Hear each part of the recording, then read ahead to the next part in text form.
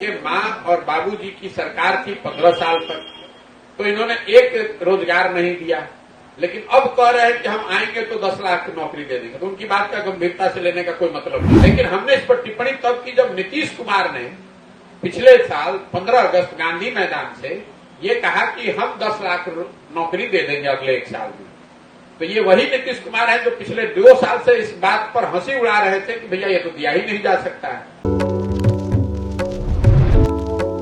नमस्कार, मैं स्वीटी और आप देख रहे हैं the SD news. Jan Suraaj के सूत्रधार प्रशांत किशोर ने नीतीश कुमार पर आरोप लगाते हुए कहा कि बिहार के युवाओं को नौकरी देने के नाम पर ठगने का काम किया है नीतीश कुमार, क्योंकि पिछले साल 15 अगस्त को गांधी मैदान में नीतीश कुमार बोले थे कि मैं 1 साल में 10 लाख नौकरी दूंगा। तो क्या कुछ कह रहे हैं प्रशांत किशोर, पहले उनकी बातों को सुनवाते हैं।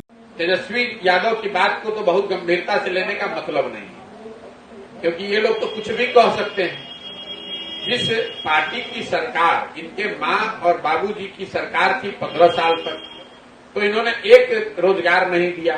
लेकिन अब कह रहे हैं कि हम आएंगे तो 10 लाख की नौकरी दे देंगे, तो उनकी बात का गंभीरता से लेने का कोई मतलब नहीं। उनको तो इस बात का एहसास ही नहीं है कि 10 लाख नौकरी देने के लिए करना क्या पड़ेगा, संसाधन क्या लगेगा, उनके समझ के बाहर की चीज है।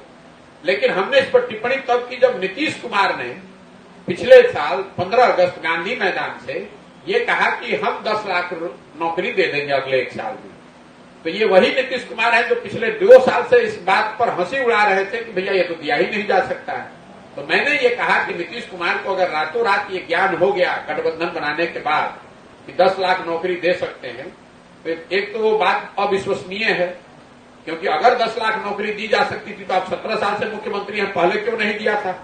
लेकिन मान लीजिए कि अब आपको ज्ञान हुआ है, तो हमने उस समय भी कहा और आज भी दोहरा देता हूं, अगर 1 साल में, मतलब 15 अगस्त से शुरू हुआ, अगस्त तो अभी 4-5 महीने रह गया है, 1 साल में सरकार 10 लाख नौकरी सरकारी अगर दे दे, तो मैंने ये कहा ये पूरा अभियान उनके समर्थन में वापस लेंगे।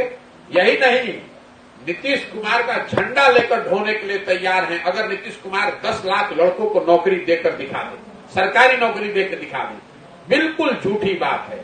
आंख में भरे दोपहरी में आंख में धूल झोंक रहे हैं। भैया 15 अगस्त को उन्होंने कहा था, आज हम लोग मई में बैठे हैं, तो 9 महीना तो हो गया। कितने लोगों को नौकरी मिली आप बताइए, आप तो पत्रकार हैं, कितने लोग हैं जिनको सरकारी नौकरी मिली है 10 लाख में।